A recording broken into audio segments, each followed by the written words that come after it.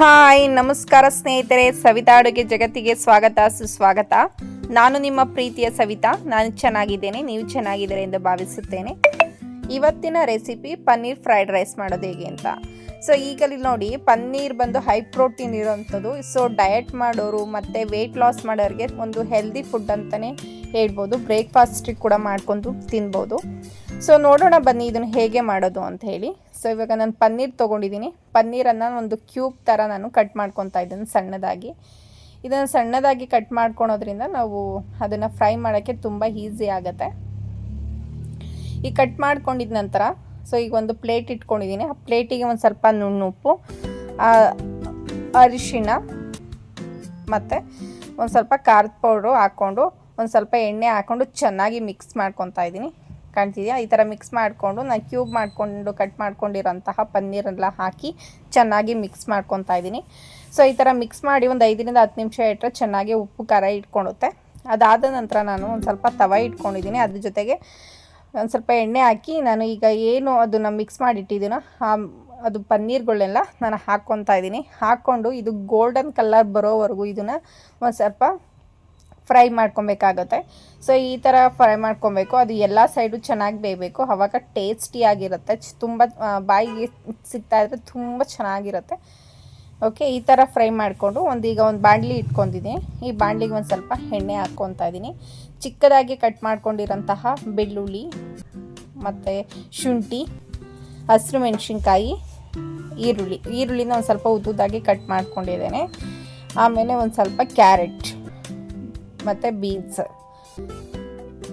ಸ್ವಲ್ಪ ಕ್ಯಾಪ್ಸಿಕಮ್ ಎಲ್ಲ ಉದ್ದುದಾಗಿ ಕಟ್ ಮಾಡ್ಕೊಂಡಿದ್ದೀನಿ. ಆಮೇಲೆ ಒಂದು ಸ್ವಲ್ಪ ಟೊಮೆಟೊ ಸಾಸು,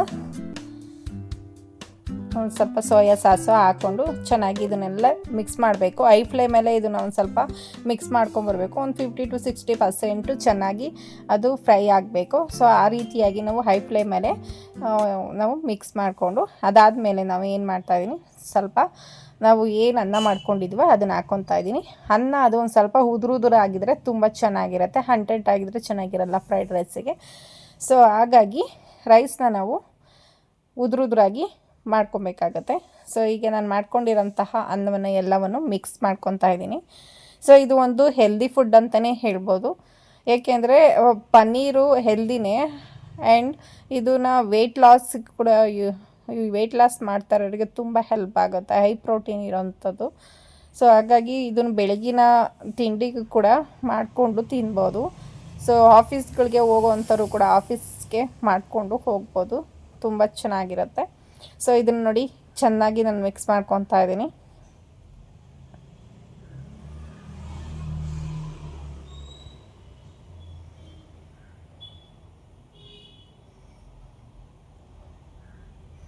ಇವಾಗ ನಾನು ಒಂದು ಸ್ವಲ್ಪ ಮೆಣಸು ಪೌಡ್ರು ಅಂದರೆ ಪೆಪ್ಪರ್ ಪೌಡ್ರನ್ನ ನಾನು ಹಾಕ್ಕೊತಾ ಇದ್ದೀನಿ. ಸೊ ಪೆಪ್ಪರ್ ಪೌಡ್ರನ್ನ ಹಾಕ್ಕೊಂಡು ಒಂದು ಸ್ವಲ್ಪ ಮಿಕ್ಸ್ ಕೊಡ್ತಾ ಇದ್ದೀನಿ.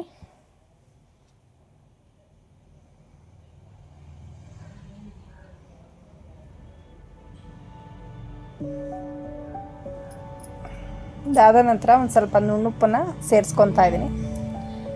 ಸೊ ನುಣ್ಣುಪ್ಪನ್ನು ಸೇರಿಸ್ಕೊಂಡು ಅಂದರೆ ನಮಗೆ ಎಷ್ಟು ಬೇಕೋ ಅಷ್ಟು ರುಚಿಗೆ ತಕ್ಕಷ್ಟು ನುಣ್ಣುಪ್ಪನ್ನು ಸೇರಿಸ್ಕೊಂಡು ಅದಕ್ಕೆ ಒಂದು ಸ್ವಲ್ಪ ಚಿಕ್ಕದಾಗಿ ಕಟ್ ಮಾಡ್ಕೊಂಡಿರೋಂತಹ ಕೊತ್ತಂಬರಿ ಸೊಪ್ಪನ್ನು ಕೂಡ ಸೇರಿಸ್ಕೊಂಡು ನಾನು ಒಂದು ಮಿಕ್ಸನ್ನು ಕೊಡ್ತೀನಿ. ತುಂಬಾ ಚೆನ್ನಾಗಿರುತ್ತೆ ಸ್ನೇಹಿತರೆ. ಈ ಥರ ನೀವು ಮಾಡ್ಕೊಂಡು ತಿನ್ನೋದ್ರಿಂದ ಈ ಚಳಿಗಾಲಕ್ಕೂ ಚೆನ್ನಾಗಿರುತ್ತೆ. ಆ್ಯಂಡ್ ಡಯಟ್ ಮಾಡ್ತಾ ಇರೋರಿಗೂ ಕೂಡ ತುಂಬಾ ಹೆಲ್ಪ್ ಆಗುತ್ತೆ. ಸೊ ಇದು ಒಂದು ಹೆಲ್ದಿ ಫುಡ್ ಅಂತಲೇ ಹೇಳ್ಬೋದು. ಈಗ ಪನ್ನೀರ್ ಹಾಗೆ ತಿನ್ನೋಕ್ಕಾಗೋದಿಲ್ಲ ಅನ್ನೋರಿಗೆ ಸೊ ಈ ಥರ ಫ್ರೈಡ್ ರೈಸ್ ಥರ ಮಾಡ್ಕೊಂಡು ತಿಂದರೆ ಪನ್ನೀರು ತಿಂದಂಗೆ ಆಗುತ್ತೆ. ಸೊ ರೈಸು ತಿಂದಂಗೆ ಆಗುತ್ತೆ. ತುಂಬಾ ಚೆನ್ನಾಗಿರುತ್ತೆ.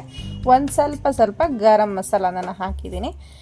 ಸೊ ಅದಾದಮೇಲೆ ನಾನು ಮಿಕ್ಸ್ ಕೊಟ್ಟು ಇದು ಒಂದು ಸ್ವಲ್ಪ ನಾನು ಫ್ರೈ ಮಾಡ್ಕೊಂಡಿರೋದಂತಹ ಪನ್ನೀರು ನೋಡಿ ಎಷ್ಟು ಚೆನ್ನಾಗಿ ಕಾಣ್ತಿದೆ. ಸೊ ಈ ರೀತಿ ನಾವು ಪನ್ನೀರನ್ನ ಫ್ರೈ ಮಾಡ್ಕೊಳೋದ್ರಿಂದ ನಾವು ರೈಸಲ್ಲಿ ತಿನ್ನಬೇಕಾದ್ರೆ ಪನ್ನೀರ್ ತಿಂತೀವಲ್ಲ ತುಂಬಾ ಟೇಸ್ಟಿಯಾಗಿರುತ್ತೆ. ಬಾಯಿ ಚೆನ್ನಾಗಿ ಸಿಗ್ತಾ ಇರುತ್ತೆ.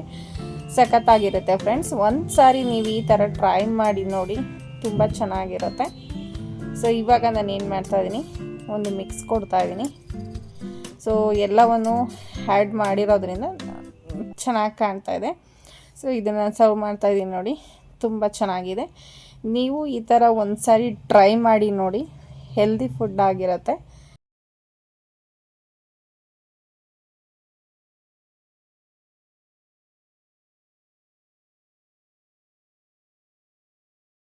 ನಮ್ಮ ಚಾನೆಲ್ನ ಸಬ್ಸ್ಕ್ರೈಬ್ ಮಾಡೋದನ್ನು ಮರಿಬೇಡಿ. ಸೊ ಬೆಲ್ಲೈಕಾನ್ ಬಟನ್ ಮೇಲೆ ಪ್ರೆಸ್ ಮಾಡೋದ್ರಿಂದ ನಾನು ಮಾಡೋಂತಹ ಅಪ್ಲೋಡ್ ಮಾಡೋಂಥ ವಿಡಿಯೋಗಳು ನಿಮಗೆ ಫಸ್ಟ್ ಬಂದಿರುತ್ತೆ. ಸೊ ಹೇಗಿತ್ತು ಅಂತ ಕಮೆಂಟ್ ಬಾಕ್ಸಲ್ಲಿ ಕಮೆಂಟ್ ಮಾಡೋದನ್ನು ಮರಿಬೇಡಿ. ಈ ವಿಡಿಯೋ ನಿಮಗೆ ತುಂಬ ಇಷ್ಟ ಆಗಿದೆ ಎಂದು ಭಾವಿಸ್ತೇನೆ. ಸೊ ಮತ್ತೊಂದು ವಿಡಿಯೋದೊಂದಿಗೆ ನಿಮ್ಮ ಮುಂದೆ ನಾನು ಬರ್ತೀನಿ. ಸೊ ಅಲ್ಲಿವರೆಗೂ ಟೇಕ್ ಕೇರ್, ಬಾಯ್.